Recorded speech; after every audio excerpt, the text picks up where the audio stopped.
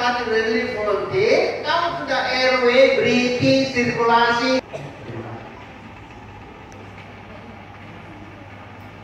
Because many recommendations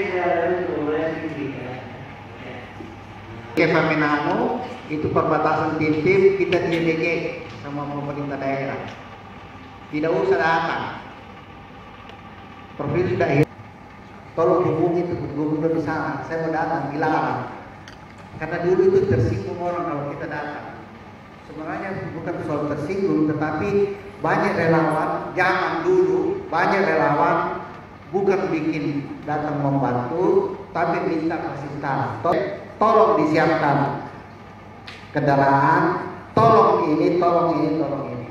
Kami datang, kami urus diri sendiri, kami punya kendaraan operasional sendiri, kami punya bahan makanan sendiri.